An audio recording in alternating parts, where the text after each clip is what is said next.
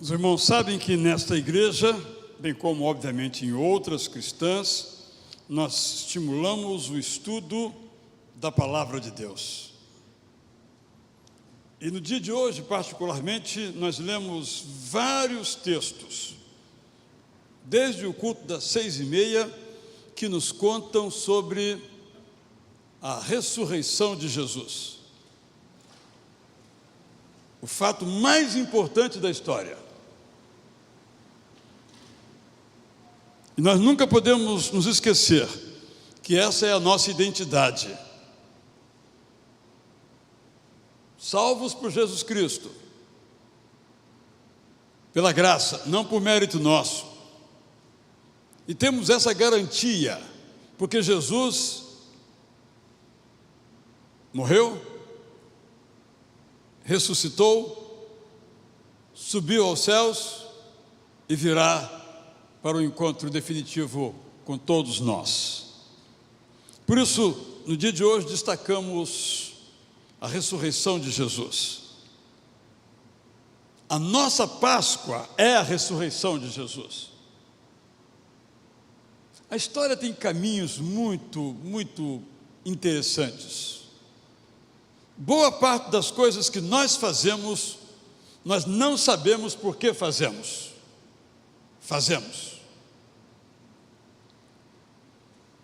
Até mesmo as nossas discussões teológicas, que achamos que são da nossa cabeça, têm séculos, milênios. No culto das 9 horas, eu falei sobre os saduceus. E mostrei uma comparação entre os saduceus, os fariseus e os essênios. Aquelas questões que hoje nós temos, por exemplo, se Deus nos dá o livre-arbítrio, já dividia essênios, fariseus e saduceus. Porque uns achavam que nós não temos o livre-arbítrio, somos predestinados, embora não usassem esse termo. Os essênios pensavam assim: tudo está previamente escrito por Deus, ensinavam os essênios. E os saduceus ensinavam que nada está escrito por Deus, porque não tem ressurreição, não tem céu, não tem anjo, é tudo aqui mesmo. Observe como o que nós hoje chamamos de secularismo era o pensamento dos saduceus. E ali eu trouxe um estímulo a que nós não nos comportemos como os saduceus, que eram secularistas, agnósticos, entendendo que se Deus existe, não interfere com nossa vida, temos que seguir como achamos que devemos seguir, apenas obedecendo às leis da natureza. No culto anterior, das 6:30 da manhã, foi muito bom ver tantas pessoas aqui. Confesso que até para nossa surpresa, você pode depois, se não participou, assistir pelo YouTube. Nós lemos praticamente vários relatos da ressurreição e procuramos mostrar a certeza que nós temos, que tendo Jesus ressuscitado, nós não estamos sozinhos. Foi a ênfase, porque aquela história claramente mostrou quando Jesus diz àquelas pessoas que estavam ali sem ânimo, para que não tivessem medo, porque sozinhos o medo é natural em nós, com Cristo é coragem. Por isso que a história da ressurreição é para ser contada, e a ressurreição é para ser vivida. Depois, mais adiante, no culto das 11 horas, nós nos detivemos numa das mais enternecedoras histórias da Bíblia. É quando duas pessoas, logo após a morte de Jesus, estão a caminho de suas casas, numa vila chamada Emaús, a 11 quilômetros de Jerusalém, e Jesus se aproxima. E então, quando Jesus se despede para seguir o seu caminho em frente, eles então pedem: fique conosco. E aí, tendo Jesus ficado com eles, a história deles muda completamente. Se Jesus não tivesse ficado com eles, nem leríamos isso na Bíblia. Mas quando Jesus está conosco, tudo é diferente na nossa vida. No culto das 17, nós respondemos uma outra pergunta. A partir de que momento Jesus soube que ele era o Filho de Deus, o Messias? Uma pergunta que muitas pessoas se fazem e respondemos hoje às 17 horas, você pode conferir depois lá. E agora eu quero ler um longo texto, um capítulo inteiro, sobre a ressurreição. Nos cultos da manhã, nós demos ênfase à ressurreição de Jesus. E agora queremos dar ênfase à nossa ressurreição. Quero pedir a você para abrir então a sua Bíblia. Tem um exemplar na sua frente aí. Eu vou fazer uma brincadeirinha com vocês da minha infância, Tomás. Quando eu era menino, da sua idade assim, Tomás, tinha um concurso chamado Desembainhar a Espada. Aí, ficava a Bíblia lá em cima, a pessoa dizia o texto bíblico, quem achasse primeiro levantava e lia. Vamos brincar assim? Vamos ver quem é mais rápido do que eu. Porque eu fui campeão quando eu era menino, campeão nesse negócio. Calma, isso, o Tomás está atento ali, isso aí. Então vamos lá, não é para ler porque é o capítulo inteiro. Mas vamos ver quem acha primeiro, quem achar primeiro, fica em pé, hein? Vamos ver, hein? Quando você achar, você fica em pé. Claro, se você for terceiro ou quarto, você não vai ficar em pé. Claro, vou dar um texto facílimo. 1 Coríntios 15. Quem achar, fica em pé. Ali, parabéns. Os demais chegaram em segundo lugar. Parabéns ao segundo lugar. Não precisa ler, não, fica tranquilo. Foi só um exercício, um breve exercício. Faltou 1, 2, 3. Foi impugnada a sua vitória. Porque eu não falei 1, 2, 3. Então vou ver de novo agora, ok? 1, 2, 3, espero que você ganhe outra vez, tá? Porque quem ganhou, ganhou, não é verdade? Então vamos lá. 1 Coríntios 15, 1, 2, 3.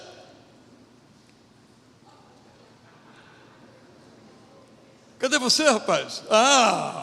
Então tá bom. Muitos acharam, é só uma brincadeira. Porque às vezes, gente, as pessoas falam assim, o texto bíblico, onde é que fica, hein?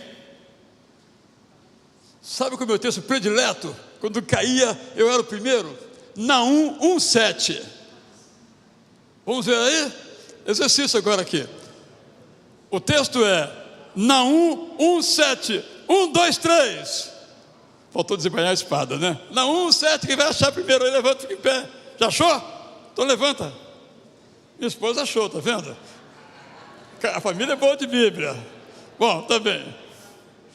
É só uma brincadeira, gente, porque a gente precisa manejar bem essa palavra, não é? E você sabe que Jesus, quando foi tentado, ele não tinha essa Bíblia aqui com ele. Não tinha. Mas ele respondeu tudo a Satanás da Bíblia.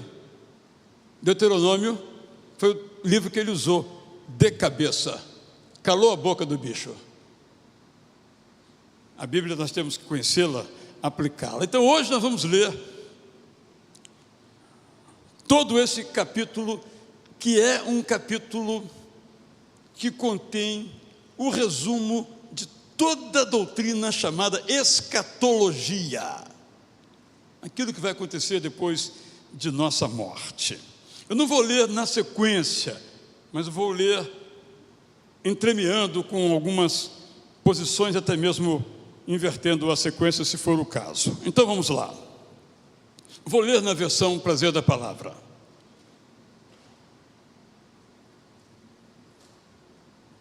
Caros irmãos, preciso recordar-lhes a mensagem do Evangelho que preguei entre vocês, mensagem que ouviram, aceitaram e hoje conservam.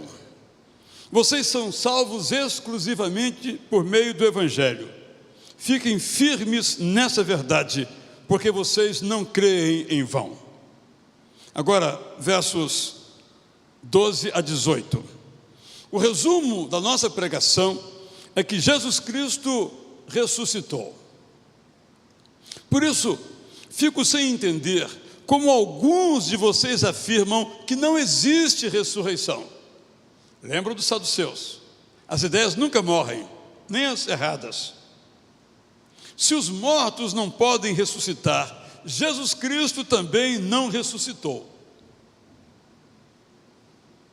Se Jesus Cristo não ressuscitou, cremos numa mentira e é falsa fé que temos. Para piorar, se Jesus Cristo não ressuscitou, somos falsas testemunhas, porque dizemos que o Deus eterno ressuscitou Jesus e afirmamos que os mortos ressuscitam.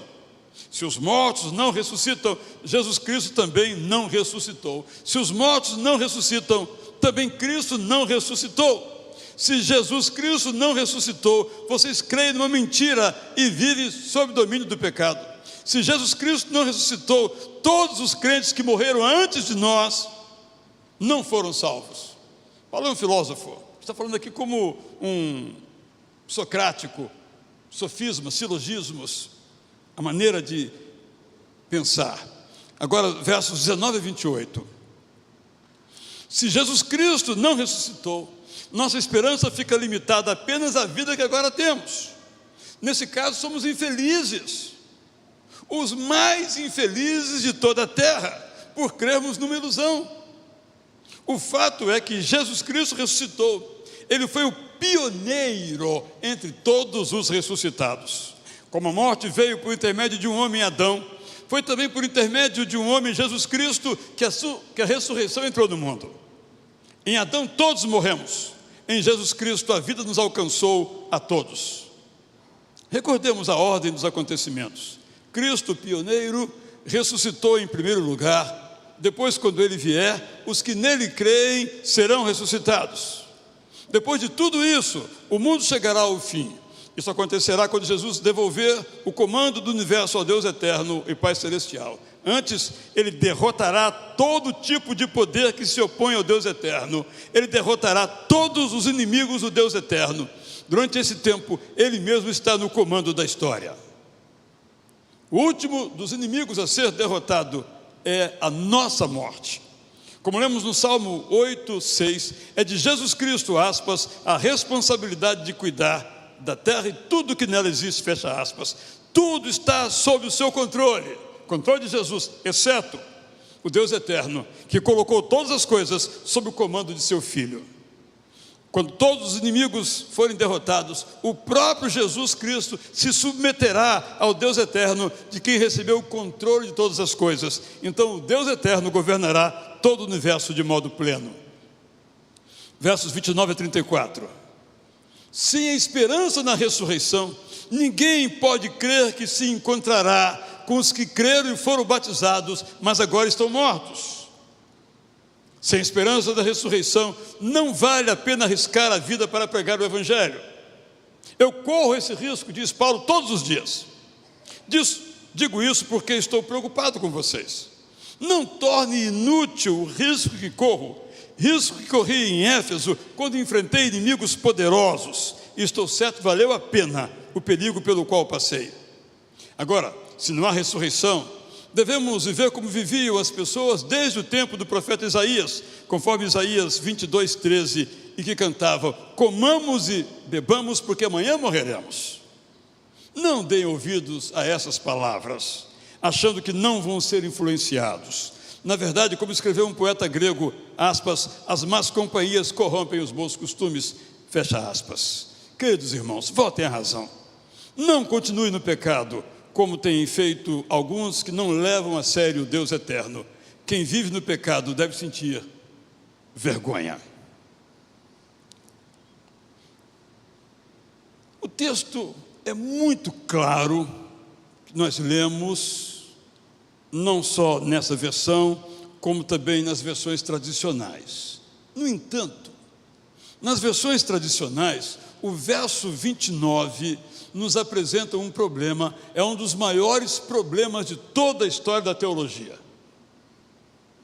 Diz a tradução tradicional: de outra maneira, que farão os que se batizam por causa dos mortos?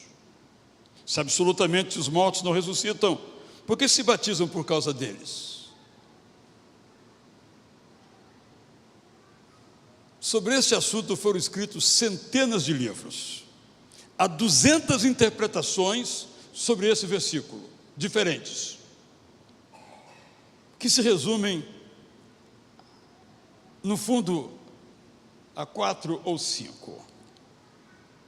Alguns imaginam que alguns cristãos iam até as catacumbas e lá se batizavam em homenagem àqueles mortos. Outros imaginam que alguns cristãos que agora convertidos se batizavam para que o seu batismo alcançasse aqueles seus parentes e familiares que tinham morrido sem se converter a Cristo.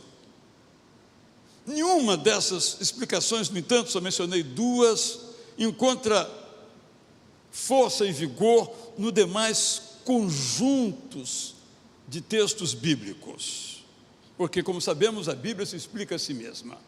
Portanto, essa expressão paulina é uma metáfora. E eu, então, fiz a seguinte versão que já li e leio outra vez. Sem a esperança na ressurreição, ninguém pode crer que se encontrará com os que creram e foram batizados, mas agora estão mortos. É, portanto, uma sinalização paulina do nosso reencontro com a nossa memória glorificada, com o nosso corpo glorificado. É só uma explicação, porque lemos esse texto, todos nós conhecemos e sempre perguntamos o que é que ele significa. Espero ter ajudado. O que aprendemos claramente de modo positivo nesse capítulo 15 da primeira carta de Paulo aos Coríntios? É que há duas ressurreições: a ressurreição de Jesus e a nossa ressurreição. Os versos 3 a 11 que vou ler agora nos mostram claramente isso. O que lhes preguei foi o que aprendi com os outros apóstolos, como passo a recordar. Como aprendemos em Isaías 53, 1 e 2, Jesus Cristo morreu para nos livrar dos nossos pecados. Sepultado, Jesus Cristo ressuscitou no terceiro dia depois de sua morte, segundo lemos nos Evangelhos. Depois, Jesus Cristo apareceu a Pedro, que conhecemos também como Cefas, e igualmente aos 12 apóstolos reunidos. Mais tarde, Jesus Cristo apareceu a 500 dos seus seguidores no mesmo lugar. Ainda mais tarde, Jesus Cristo apareceu a Tiago e ainda todos os 12 apóstolos numa mesma ocasião. Por último, Jesus Cristo veio ao meu encontro, fazendo de mim uma espécie de filho temporão. Eu sou, portanto, o apóstolo menos importante. Na verdade, nem mereço ser chamado de apóstolo, porque persegui a igreja cristã. No entanto, a graça do Deus eterno me alcançou e fez de mim o que sou. A graça me alcançou e está em ação desde então. Ao longo desses anos, tenho trabalhado muito, mais até que os demais apóstolos. No entanto, tudo que tenho feito é por causa da graça do Deus eterno que atua por meu intermédio. Nenhum de nós, apóstolos, tem mérito pelo que faz. O que importa é que nós, eles e eu, temos pregado o Evangelho e vocês creram. O que aprendemos aqui, desse trecho que lemos, é que a nossa esperança é uma promessa. A nossa ressurreição, é uma promessa. A ressurreição de Jesus é uma realidade. A nossa é uma promessa. Mas essa promessa se realizará. Esta é a insistência para conosco do apóstolo Paulo. A ressurreição de Jesus, a primeira ressurreição, está nos Evangelhos. A nossa, nos livros proféticos. Nos Evangelhos, que contém profecia, nas cartas apostólicas, que contém profecia, no Apocalipse, que contém profecia, só para ficarmos no Novo Testamento. O que é que nos vai acontecer? Não sei porque discutimos tanto escatologia, porque o apóstolo Paulo, versos 35 a 49, descreve detalhadamente o que vai acontecer, a segunda ressurreição, a nossa. Alguns devem estar se perguntando o que acontece na ressurreição. Outros certamente se questionam como será o corpo ressuscitado. Essas perguntas são sem sentido, porque plantamos uma semente que para nascer precisa primeiro morrer, como Jesus Cristo ensinou em João 12, 24. Não plantamos uma árvore, plantamos o grão, seja de trigo ou de qualquer outra planta. Nosso irmão Davidson ali, fica em pé, Davidson, por favor. Ele planta um cafeeiro. Você planta um cafeeiro? Ah, ele respondeu. Ele planta uma semente, que depois vira um cafeeiro, ou um pé de café. É isso que ele está dizendo. Obrigado pela sua contribuição, como diríamos aqui, de natureza científica. Plantamos o grão, seja ele de trigo ou de qualquer outra planta, como o café. É o Deus eterno que faz a semente germinar e dar o fruto na época própria. São muitos os seres humanos, os animais diversos, pássaros, peixes, cada um tem vida própria. Uns vivem na terra, outros vivem nos ares, cada um vive de um jeito, com belezas próprias. O sol brilha, a lua brilha, as estrelas brilham, cada um do seu jeito. Esses seres nos ajudam a entender a ressurreição. Vivemos mortais, ressuscitaremos imortais. Os gregos diziam que a alma é imortal.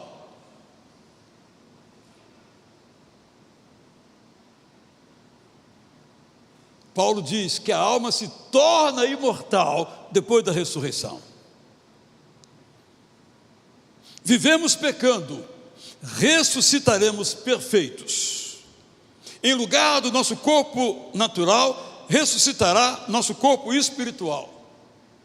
O corpo natural é uma realidade, como é uma realidade o corpo espiritual.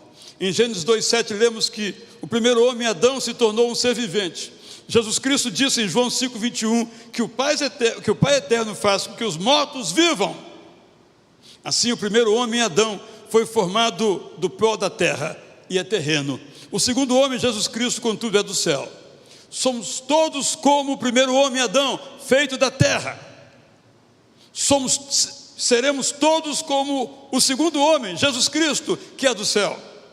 Se é verdade que trazemos as marcas do homem terreno, Adão, teremos também as marcas do homem celestial, Jesus Cristo. Agora os versos 50 a 57. Caros irmãos, quero deixar claro que um corpo terreno feito de carne e osso não pode entrar no céu. Assim, uma vida perfeita do céu não é uma simples continuidade da vida na terra. Há um mistério no que vou dizer agora. Nem todos os seres humanos morrerão, porque alguns estarão vivos quando Jesus Cristo vier. Todos eles serão transformados num piscar de olhos, assim que a última campainha celestial tocar. Quanto aos que tiverem morrido, quando Jesus Cristo vier, eles ressuscitarão, mas com corpos perfeitos. Em resumo, ao soar a campainha celestial, uns serão ressuscitados e outros serão transformados. O corpo humano, que é imperfeito, não pode ser perfeito por si mesmo, ele precisa ser transformado. Então, quando o nosso corpo for transformado de imperfeito a perfeito, de mortal a imortal, a promessa feita pelo Deus eterno através do profeta Isaías e Oséias plenamente se cumprirá. A morte foi totalmente derrotada. Isaías 25:8. Morte, onde está a sua vitória? Morte, onde está o seu poder? Oséias 13:14.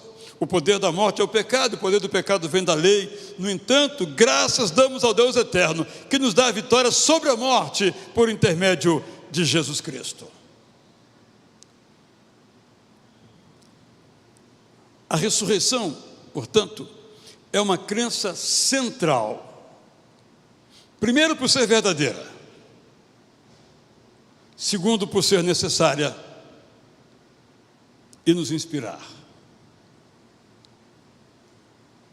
Cuidemos para não sermos cristãos agnósticos, menção que fiz mais amplamente no culto das 9.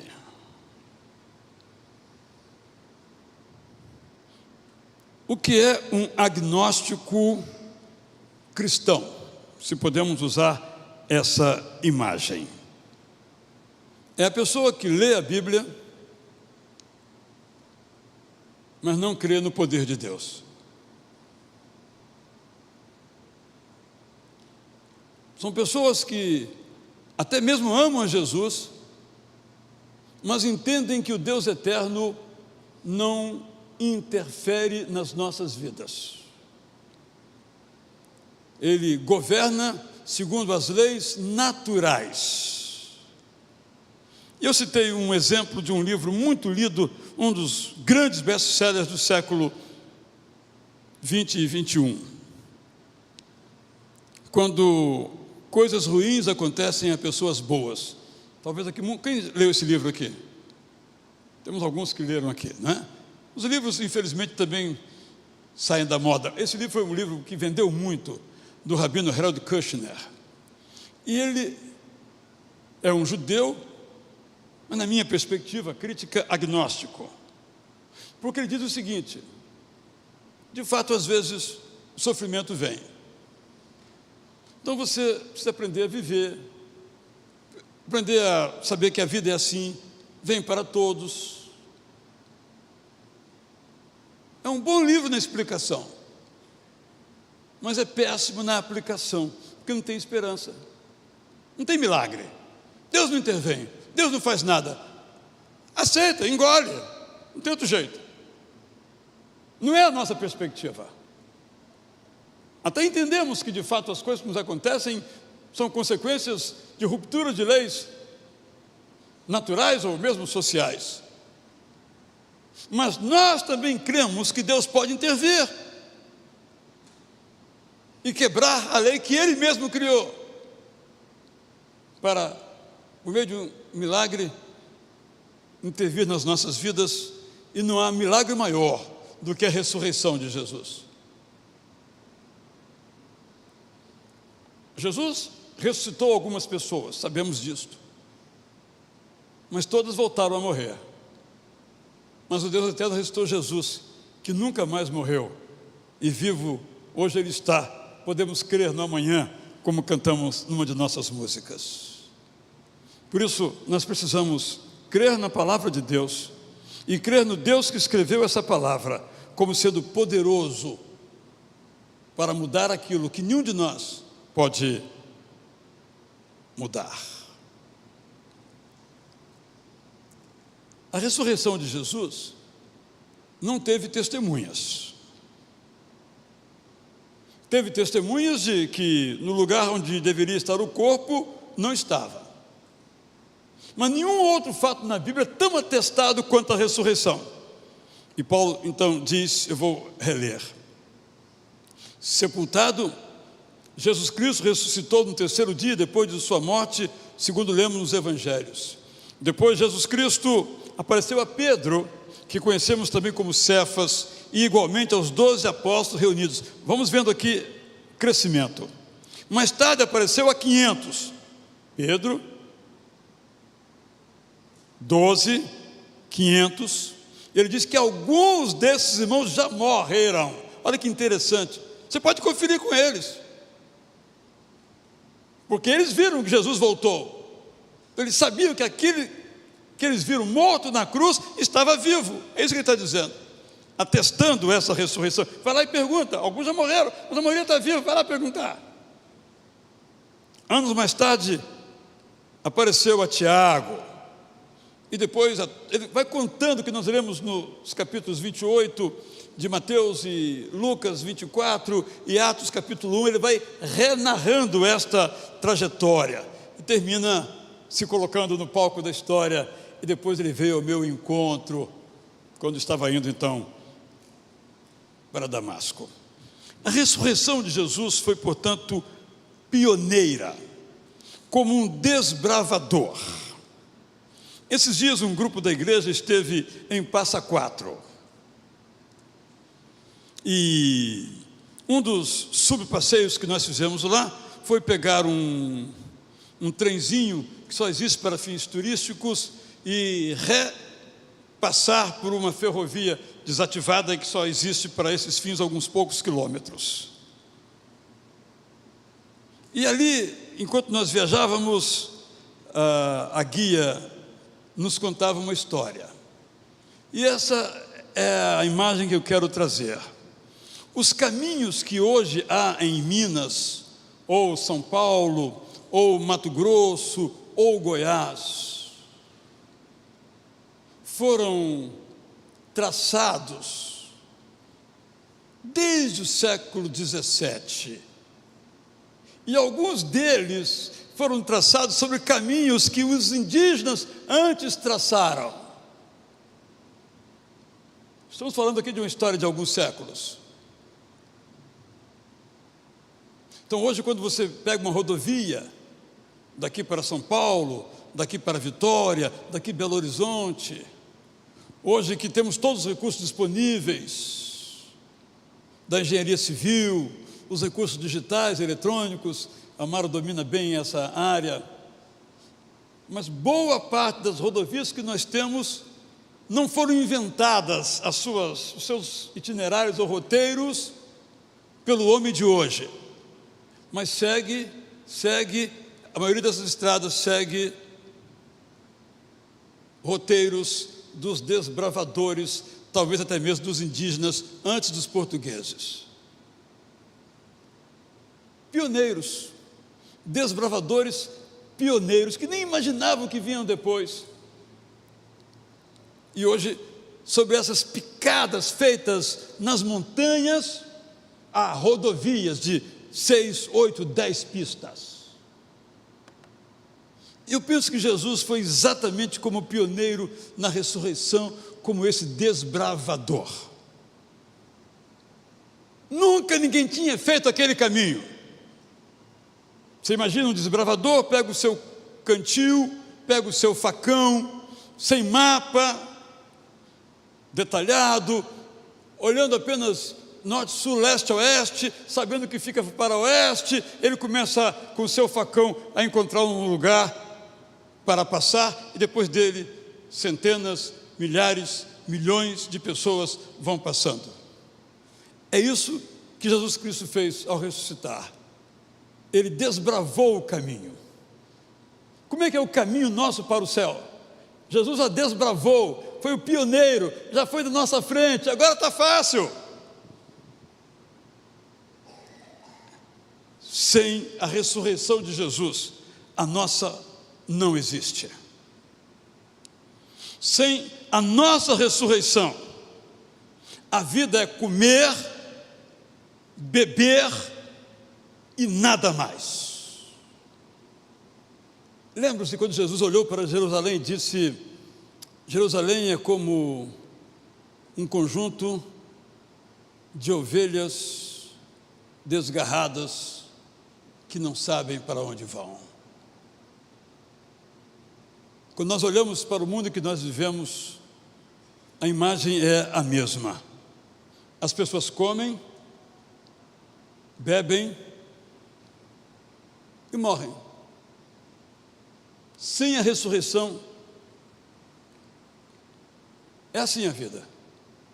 O que muda as coisas é a ressurreição de Jesus, é a nossa ressurreição, porque a nossa vida, irmãos e irmãs, é muito mais que comer e beber.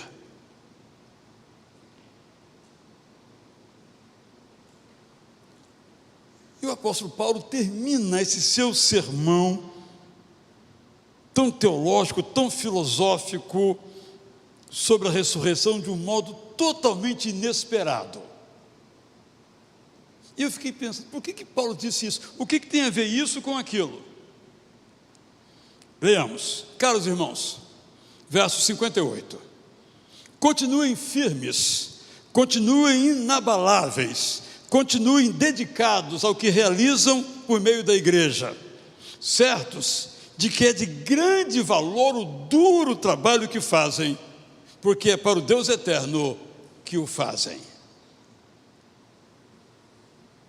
A ressurreição nos permite ter uma missão. E é a missão que nos faz felizes. Sem a missão, a vida é comer e beber. Com a ressurreição, a vida é plena de sentido. Por isso que a ressurreição é central na nossa vida. Eu espero que você, aqui ou em casa, não só acredite na história da ressurreição, profetizada e realizada, mas também acredite que você ressuscitará, ou será transformado, se Cristo voltar antes, e deseje a ressurreição, e como diz Paulo, viva no poder da ressurreição.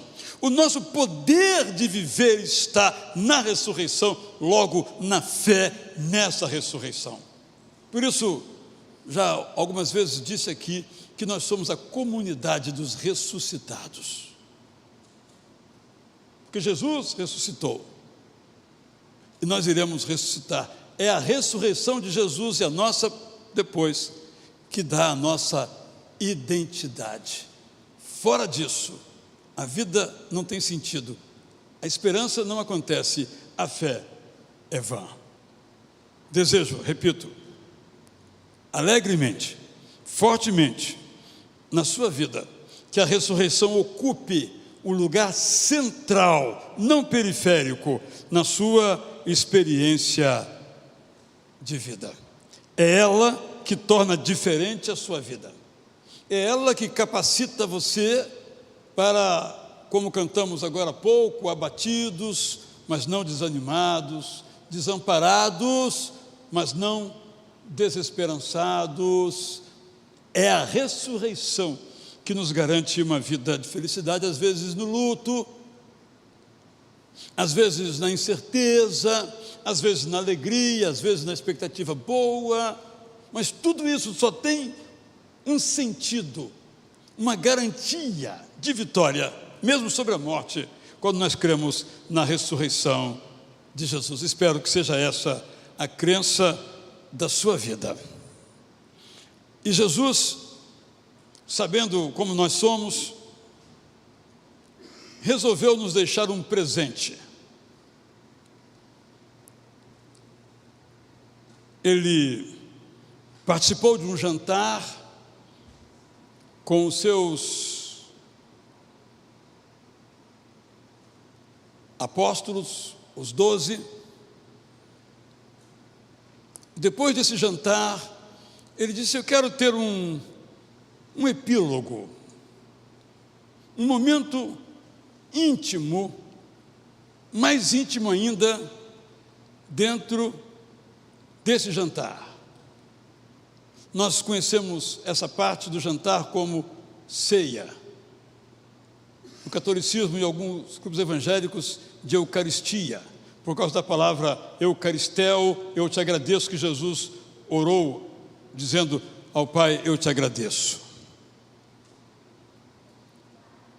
Eu desejo que vocês, todas as vezes que vocês se reunirem, vocês participem dessa refeição especial, desta minha ceia, muito simples, frugal mesma, consistindo de 2 elementos: o pão, que simboliza a nossa perspectiva evangélica, o sacrifício de Jesus em nosso lugar, e o vinho, que representa a ressurreição, não a de Jesus, mas a nossa ressurreição. Nós vamos cantar em pé com a nossa banda uma música agora sobre isto.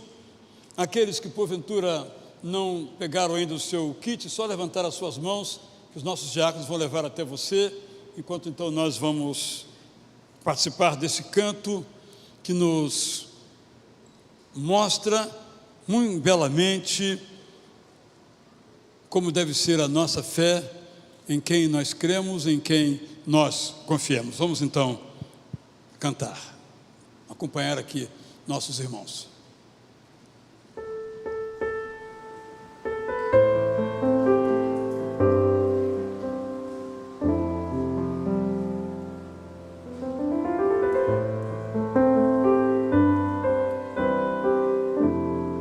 Antes de vocês cantarem, deixa eu contar uma história aqui. Um dos momentos mais interessantes da minha vida foi estando em Jerusalém, fazendo a tal Via Dolorosa. É claro que é uma representação, porque são muitos séculos decorridos, 2 milênios, os lugares já estão, quem sabe, abaixo ali do nível onde nos encontramos, mas construíram nessa Via Dolorosa uma igreja, chamada a Igreja de Simão o Cirineu. Igreja pequenininha, talvez 8x6, assim. Quando vi lá a plaquinha lá, eu larguei o grupo e entrei nessa igreja. Eu achei tão interessante e me transportei então para aquele Simão, aquele africano lá, carregando a cruz de Jesus, e comecei a entrar. Aí o cara gritou comigo e $10 para entrar aí. Quebrou totalmente a minha emoção. Eu estava chorando de emoção de entrar na igreja de Simão Cirineu, claro, homenagem a ele. Mas é exatamente, eu lembrei por causa dessa história aqui, essa música tão bonita, dessa Via Dolorosa. Alguns talvez não conheçam a letra, mas nós podemos acompanhar e sentir e experimentar isso. Jesus fez, de onde ele foi julgado, torturado, até o alto do morro onde foi sepultado, um caminho, uma via dolorosa, em sangue, lágrimas e pancadas. É o que vamos ouvir cantar agora.